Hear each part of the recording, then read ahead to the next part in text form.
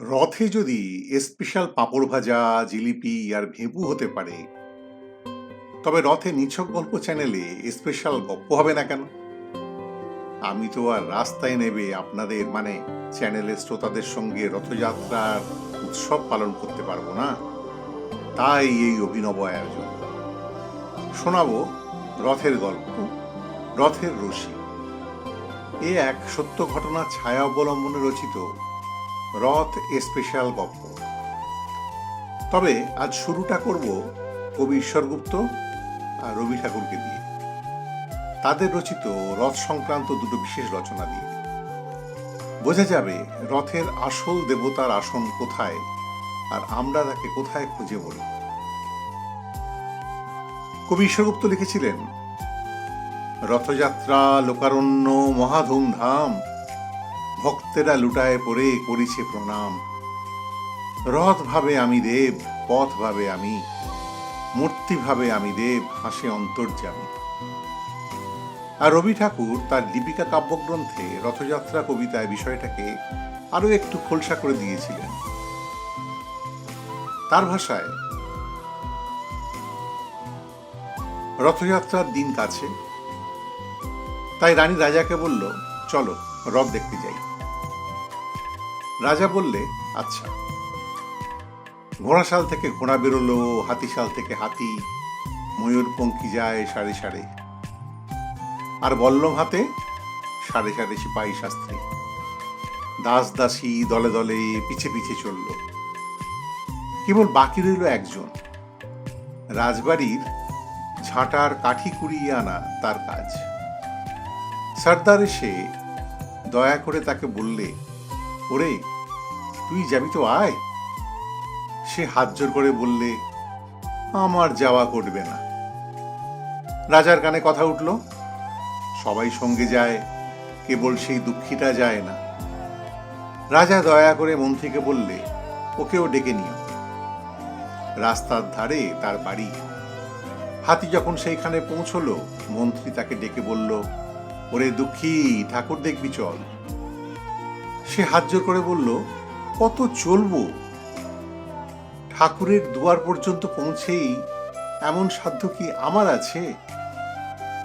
মন্ত্রী বললে, ভয় কি রে তোর, রাজার সঙ্গে চলবি। সে বললে, সর্বনাশ, রাজার পথ কি আমার পথ? মন্ত্রী বললে, তবে তোর উপায়? তোর ভাগ্যে কি রথযাত্রা দেখা ঘটবে না? সে বললে, ঘটবে বই কি, ঠাকুর তো ওই রথে করেই আমার দুয়ারে আসেন। মন্ত্রী হেসে উঠল, বললে, তোর দুয়ারে রথের চিহ্ন কই? দুঃখী বললে, তার রথের চিহ্ন পড়ে না। মন্ত্রী বললে, কেন বলতো? দুঃখী বললে, তিনি যে আসেন পুষ্পক রথে। মন্ত্রী বলল, কই সে রথ? দুঃখী দেখিয়ে দিলে, তার দুয়ারের দুই পাশে দুটো সূর্যমুখী ফুল ফুটে আছে।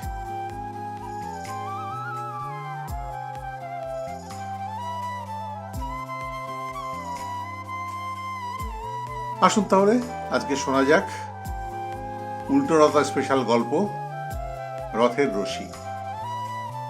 শেষ অবধি শুনে জানাবেন কেমন লাগলো।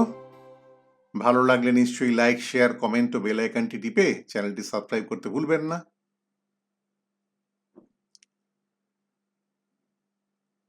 আজকের গল্প, রথের রশি। আমি তখন সবে প্রাইমারির স্কুলের পর্ব শেষ করে ডানা ঝাপটাতে শুরু করেছি। সেবার বাবার মাথায় হঠাৎ হুজুগ চাপল যে বছর 30 আগে দাদুর প্রতিষ্ঠিত বহুদিনের অবহেলায় পড়ে থাকা, তার ব্যক্তিগত তত্ত্বাবধানে বাড়িতে ছুতোর মিস্ত্রি ডেকে তৈরি করানো শাল কাঠের মস্ত 3 তলা প্রায় 6 ফুট মাপের রথটাকে পুনরায় চালু করতে হবে। তা না হলে আর পরিবারের হৃদ সম্মান উদ্ধার করা যাবে না। এদিকে জ্ঞানত দেখে আসছি, দাদুর প্রতিষ্ঠিত পুরীধাম থেকে নিয়ে আসা প্রভু জগন্নাথ দেবের কাঠের এক বেগতটা প্রভু জগন্নাথের মূর্তিটা অবশ্য ঠাকুর ঘরে আবলুস কাঠের মেহগিনি পালিশ করা সিংহাসনে অধিষ্ঠিত। সকাল সন্ধে কাঁসর ঘণ্টা শাঁখ বাজিয়ে তার নিয়মিত পুজো হতো। আনন্দে আটখানা হয়ে আমরা সবাই ঠিক করলাম, আমাদের সেই পৈতৃক শরিকি ভাঙাচোরা দাদুর ভাগের বাড়িটাতে অবহেলায় পড়ে থাকা ময়লা শ্যাওলা ধরা স্যাঁতস্যাঁতে কয়লার ঘরটা থেকে রথটাকে প্রথমে উদ্ধার করে আনতে হবে। তখন সবে বৈশাখের শুরু। সেবারে ক্যালেন্ডারে আষাঢ়ের মাঝামাঝি রথ, মানে সাকুল্যে মাস দুয়েকও নেই। বলা বাহুল্য, কাজ অনেক বাকি। বাবা রাতারাতি এক জরুরি পারিবারিক সভা ডেকে সকলকে কাজ ভাগ করে দিল। কাজ করতে হবে যুদ্ধকালীন তৎপরতায়, তারপর যেমন ভাবা তেমন কাজ। দিন দুয়েকের মধ্যেই বাবা প্রথমে জোনাচারেক জোয়ান মধ্য লোককে ধরে নিয়ে এসে একটা ঠেলা গাড়ি ডেকে সেই ভগ্নপ্রায় বিবর্ণ মলিন রথটাকে তুলে এনে হাজির করলো আমাদের নতুন বাড়িতে। জায়গার অভাবে সেটাকে নতুন বাড়ির সদর দরজার প্যাসেজেই রাখা সাব্যস্ত হলো। আমাদের কাছে সে যেন এক আটলান্টিকের অতল গভীর থেকে টাইটানিকের কঙ্কাল উদ্ধারের সামিল। রোজ সকালে ঘুম থেকে উঠে অবাক বিস্ময়ে নিচে নেমে মেপে চুপি দেখিনি যে রথটা অক্ষত আছে কি না। রথ মানে তো শুধু রথ নয়, তার সঙ্গে এসে হাজির হয়েছে একজোড়া ছুটন্ত টকবগিয়াল রজত শুভ্র কাঠের ঘোড়া, করজোড়ে প্রণামরত এক পায়ের উপরে বসা কাঠের গরুড়, হাতে চাবুক ধরে বসে থাকা মাথায় রঙিন পাগড়ি বাঁধা কাঠের সারথি, রথের চারিদিকে চারটি মিনারেট সম সূক্ষ্ম কারুকার্য করা কাঠের চূড়ো, সামনে দাঁড়ানো চামর হাতে ঘাগড়া পরিহিতা দণ্ডায়মতী কাঠের দুই সখী, পেতরের খান পাঁচেক ভারী ধ্বজা, লাল নিশান, ঠাকুরের বসার কাঠের মিনি সিংহাসন, রথে লাগানোর কার্বাইডের আলোর কাঁচের ঠুলি ও লোহার পাইপ, কার্বাইডের সিলিন্ডার, লোহার ভারী চাকা লাগানো মরচে ধরা লোহার ফ্রেম, আরো আরো কত কি। আমরা যতই বাক্স খুলি ততই নানা রঙের নানা মাপের হরেক রকমের রথ সংক্রান্ত সামগ্রী বেরিয়ে আসতে থাকে। সব শেষে আবিষ্কার হলো ওই জগা বলা দুই ভাই আর তাদের আদরিণী ভগিনী শুভার চকমকে জড়ি বসানো রংচঙে রথে চেপে রাজবেশে বেড়াতে যাওয়ার পোশাক আশাক, মাথার মুকুট, গয়নাগাটি, মায় রূপোর নকল হস্তযুগল, এই অনেকটা আজকের যুগের প্রস্থেটিক আর্মসের সমতুল্য। শুরু হয়ে গেল এক মস্ত কর্মযজ্ঞ। প্রথমে মিস্ত্রি ডেকে রং চটা মরচে পড়া ভাঙা চোরা রথটাকে কস্টিক সোডা দিয়ে পরিষ্কার করে ছ্যাতলা পড়া রথটাকে মেরামত করে সেটাকে নিজস্ব মহিমায় ফিরিয়ে আনা, তারপর তেতাকালে দাদুর করানো কালচে লাল রঙের বদলে নতুন করে দুধ সাদা টিয়া সবুজ আর উজ্জ্বল সোনালী রঙের সংমিশ্রণে ব্রাশে ও তুলির টানে রথে আধুনিকতার ছোঁয়া লাগানো। এরপরে গ্যাস বাতির বদলে গাড়ির ব্যাটারির সাহায্যে আধুনিক বৈদ্যুতিক আলো দিয়ে রথ সাজানো এবং আরো কত কি যে করা হলো তা আর বলে শেষ করা যাবে না। এর মধ্যে সব থেকে কঠিন কাজ ছিল রথটাকে মনের মতো করে রং করা। রং মানে তো শুধু রং নয়, তার ওপরে ফুটিয়ে তুলতে হবে নানা কারুকার্য, চারুকলা ও চিত্র শৈলীর শৈল্পিক প্রদর্শন। কোথাও সরু তুলিতে, কোথাও ব্রাশে আঁকতে হবে চোখ, তো কোথাও ফুল, কোথাও কলকে, তো কোথাও তারা। এছাড়া রথের সঙ্গে আসা কাঠের দুই এবং চার পেয়েদের রং করাটাও মাথায় রাখতে হবে বইকি। দেবদেবীরা সব তো আছেনই। এদিকে কাজের উন্মাদনায় আমাদের রোজগার কাজকর্ম, স্কুল পাঠশাল, নাওয়া খাওয়া সবই প্রায় বন্ধ হবার জোগাড়।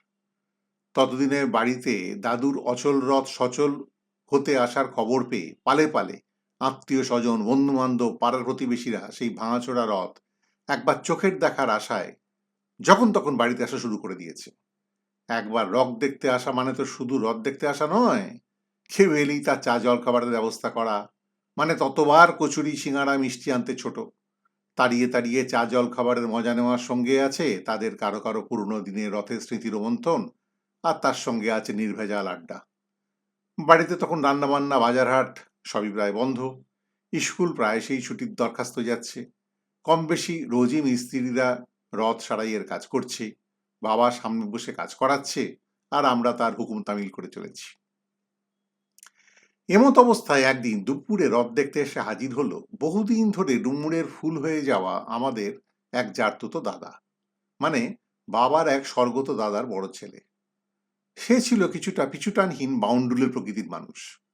বাড়িতে বউ বাচ্চাদের কিছু না জানিয়ে, তাদের জন্য চাল ডাল তেল নুন বাজারহাটের ব্যবস্থা না করে সে হঠাৎ কিছু না বলে কোনো আত্মীয় স্বজনের বাড়িতে গিয়ে দিনের পর দিন এক বস্ত্রে আর খালি পকেটে থেকে যেতে পারত।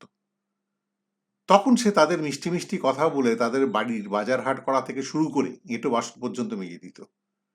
তার আবভাব দেখলে মনে হতো যে তার চেয়ে আপন সেই পরিবারে আর কেউ নেই।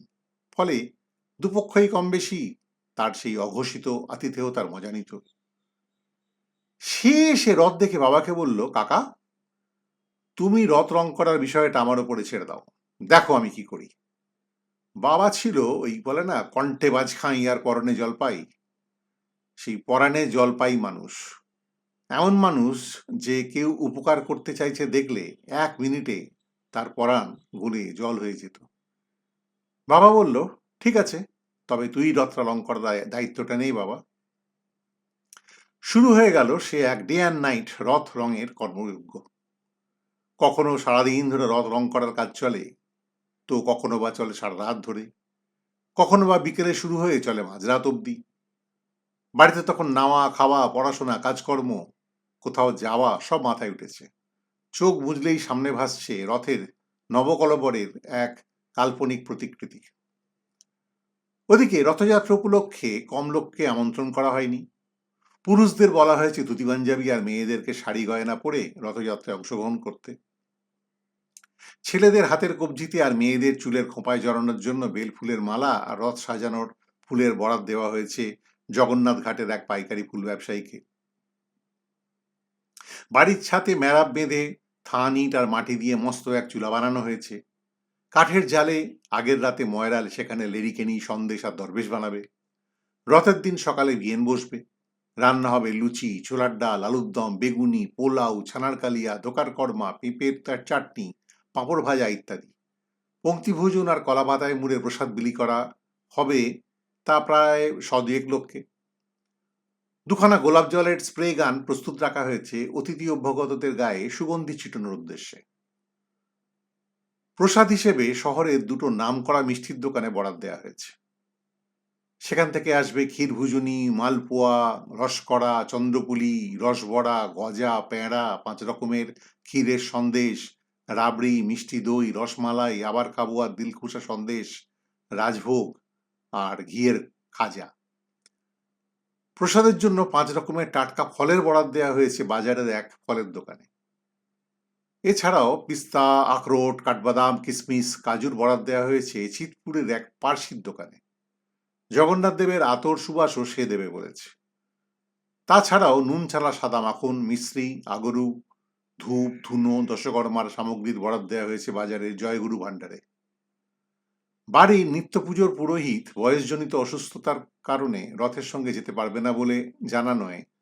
প্রাথমিকভাবে কিঞ্চিত সমস্যার সৃষ্টি হলেও তার কিশোর পুত্র বাপিকে এ ব্যাপারে মনোনীত করায় সবাই খুব খুশি। কারণ পুরোহিতের রথে চড়ে যাবার এক প্রথা থাকায় একজন হালকা শরীরের কিশোর পুরোহিত রথের ওপরে থাকার উপযোগিতা আলাদা করে না বললেও চলবে। বাবার পরিচিত এক কীর্তন পার্টিকে বলা হয়েছে নাকে রসকলি কেটে গলায় তুলসী কাঠের মালা পরে রথের পেছনে হারমোনিয়াম, খোল, করতাল, ঝাঁঝর সহযোগে হরিকীর্তন গাইতে গাইতে যাবে।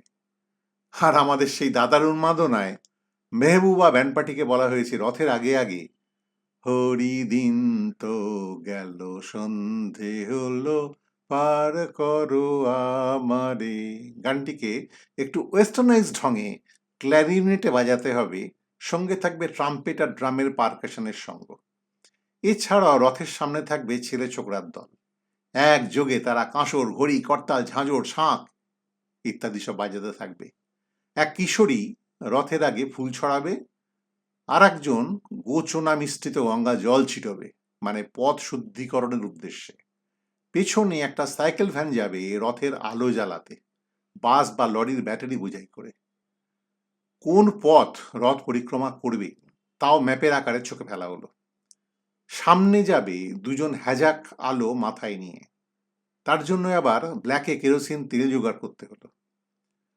প্রায় সব ব্যবস্থা যখন পাকা, রথের আর মাত্র দিন 3 বাকি। একদিন সারা রাত জেগে ফিনিশিং টাচ দেওয়ার কাজ শেষ করে দাদা ঘুম থেকে উঠতেই আমাদেরকে ডেকে নিল।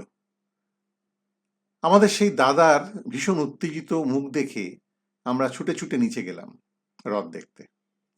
সত্যি রথ দেখে তো আমাদের চোখ জুড়িয়ে গেল। মনে হলো তার এই প্রিয় রথখানাকে নবকলবরে দেখতে আমাদের স্বর্গত দাদু হয়তো একবার স্বর্গ থেকে নেমে এলেও আসতে পারে।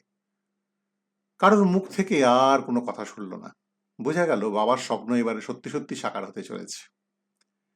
এদিকে দেখতে দেখতে এসে গেল সেই চিরপ্রতীক্ষিত রথের দিনটা। উত্তেজনায় আগের রাতে আমাদের ঘুম হয়নি। সারা রাত শুয়ে শুয়ে শুধু কি হবে কি হবে কি হবে তাই ভেবে রাত কাটিয়েছি। সকালে পুরোহিত নিত্য পুজো থেকে শেষ করে জগন্নাথ দেবের বিশেষ পুজো সম্পন্ন করে রথে মূর্তি স্থাপন করে বাড়ি চলে গেল। তার পুত্র বাপি আসবে বিকেল 6টায়, আর রথের রশিতে টান পড়বে সন্ধ্যে 7টায়। সেই মতো লোকজনকে বলেও দেওয়া হলো সময় মতো যাতে পৌঁছে যায়। কিন্তু পুরোহিতের এই শেষ কথাটা শুনে আমাদের সেই দাদা মুখটা ফ্যাকাশে করে মাথায় হাত দিয়ে মেঝেতে ধপাস করে বসে পড়ল। সবাই যখন ঝুঁকে পড়ে কি হয়েছে জানতে উদ্গ্রীব, সে তখন আক্ষেপে সুরে বলল, একটা মারাত্মক ভুল হয়ে গেছে। সবকিছু জোগাড় করা হলেও রথের রশিটা তো জোগাড় করা হয়নি। রথ টানা হবে কি দিয়ে? সেটা মনে হয় সেই কয়লার ঘরেই পড়ে আছে। চারিদিকে একটা ভয় মিশ্রিত হইচই পড়ে গেল। এত অল্প সময়ে কি বা করা যেতে পারে? বাবা বলল, শোনো, দোকানের গুদোমে একটা পুরনো জাহাজ বাঁধার কাছে দড়ি রাখা আছে বটে, তবে বহুদিনের অবহেলায় সেটা মলিন কর্দমাক্ত হয়ে রয়েছে। এমতো অবস্থায় এত শিগগিরই সেটাকে ধুলাই করাও সম্ভব নয়। যদিও বেজায় ভারী, তবে সেটা দিয়ে আপাতত কাজ চালানো যেতে পারে। তাই একজন ছুটল রিক্সা নিয়ে সেটাকে উদ্ধার করে আনতে। এরপরে সান্ধ্য রথযাত্রা অনুষ্ঠান ঠিক যেভাবে নিখুঁত পরিকল্পনায় করা হয়েছিল ঠিক সেভাবেই ঘটল। রথে স্টিয়ারিং করলো আমাদের সেই শিল্পী দাদা, মানে পেছন ফিরে সামনে ঝুঁকে উইকেট কিপিংয়ের ভঙ্গিতে পিছু হেঁটে চলন্ত রথকে সোজা রাখা, যাতে ডান দিক বাঁদিকে রথ চলে না যায়। নিঃসন্দেহে এ এক কঠিন কাজ। সে সামাল না দিলে আমার জানা নেই যে কে সেই গুরু দায়িত্ব সেদিন কাঁধে তুলে নিত। প্রায় শখানেক মানুষ পরিবেষ্টিত হয়ে বাজনাবাদ্যি বাজিয়ে পথে দুবাড়িতে দাঁড়ে ভোগ খেয়ে সগৌরবে নগর পরিক্রমা করে রথ বাড়ি ফিরল প্রায় রাত 10টায়। অতিথি অভ্যাগতরা ততক্ষণে গদগদ মুখে অধীর আগ্রহে অপেক্ষারত। সবাই ভাবছে কতক্ষণে পুজো সমাপ্ত হবে, তবেই পঙ্ক্তি ভোজনে অতিথি সেবা শুরু হবে কিনা। অবশ্য তার আগে তুলসী পাতা সহযোগে চরণামৃত আর কলা পাতায় করে ফল প্রসাদ সবাইকে বিতরণ করা হবে। রথ ফেরার পর সবে বাড়ির সামনে রাস্তায় দাঁড়িয়ে থাকা রথে অধিষ্ঠিত প্রভু জগন্নাথ দেবের পুজোর প্রস্তুতি চলেছে, এমন সময় বাড়ির 3তলা থেকে একটা হইচই শব্দ শোনা গেল। আমরা সবাই হুড়মুড়িয়ে ছুটলাম কি ব্যাপার তা দেখতে। গিয়ে দেখি আমাদের সেই দাদা মাটিতে চিত হয়ে শুয়ে জ্ঞান হারিয়েছে। মুখ থেকে সাদা ফেনা বের হচ্ছে, কিন্তু সম্পূর্ণ জ্ঞান যে সে হারিয়েছে তা বলতে পারি না, কারণ সে গুঙিয়ে গুঙিয়ে কিছু একটা বলার চেষ্টা করছে। আমার মা মুখে আঙুল দিয়ে সবাইকে চুপ করতে বলল। শোনা গেল দাদা বলছে, আমার রথের আসল রশি কোথায়? রথের রশিতে কাদা আর চাকাতে ময়লা লেগেছে কেন, ইত্যাদি। বাকিটা বোঝার আগেই দাদা পুরোপুরি জ্ঞান হারালো। সবাই তখন তার মুখে জল ছিটিয়ে আর হাত পাকায় করে বাতাস করতে লাগলো। মিনিট খানেকের মধ্যেই অবশ্য দাদা সুস্থ হয়ে উঠে বসলো। তাকে ঘিরে লোকজনের ভিড় দেখে সে অবাক হয়ে জানতে চাইল যে তার কি হয়েছিল। সবাই তখন সমস্বরে জয় প্রভু জগন্নাথ দেব স্বামী কি জয়, জয় জগন্নাথের পিড়িতে হরি হরি বলো ইত্যাদি বলে জয়ধ্বনি দিতে থাকলো। দাদা তখন জলে আর ঘামে ভিজে শরীরে ভ্যাবাচাকা মুখে বসে বসে সবাইকার দিকে ফ্যাকাশে দৃষ্টি নিয়ে তাকাতে থাকলো। কেউ কেউ বলল দাদার ওপরে নাকি প্রভু জগন্নাথ দেব ভর করেছিল। কেউ বলল দাদার নিশ্চয়ই হিস্ট্রি আছে। আবার কেউ বলল 1 মাস ধরে সে একই চিন্তা করেছে আর শারীরিক ও মানসিক চাপ নিয়েছে, তার ফলেই নাকি এমনটা হয়েছে। বলতে পারবো না আসল কারণটা কি ছিল। ভর হওয়া যে কাকে বলে তা তখনও জানতাম না, আর আজও জানি না। তবে সেবারে রথের দিনটা সেদিনকার কিশোর মনে এমন এক দাগ কেটে দিয়ে গিয়েছিল যা আজও ভুলতে পারি না। তাই এটাকে নিছক এক গল্প ভেবে আজ উল্টো রথের দিন আপনাদের শোনালাম। বাবা অবশ্য পরের বছর থেকে রাস্তায় রথ বার করার বদলে চাকাবিহীন রথের চূড়োয় ঠাকুর বসিয়ে আমাদের ঠাকুর ঘরের সামনের প্যাসেজে শুধু সেটাকে হাতে ধরে টানার রীতি প্রচলন করে। বছর 4-5 এইভাবে চলার পর বাবা অবশেষে সেই রথ আমার আরেক ঝাড়তুতো দাদাকে দিয়ে দেয়। শুধু সনাতন নিয়ম মেনে সেই আদি জগন্নাথের মূর্তিটা আজও ঠাকুরের সিংহাসনে নিত্য পুজো পেয়ে থাকে।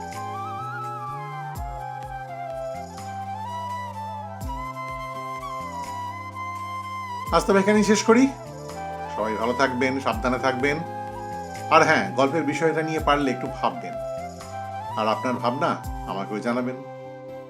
কোনো এক সপ্তান্তের আসরে আবার দেখা হবে এই নিছক গল্প চ্যানেলে। নমস্কার, টাটা।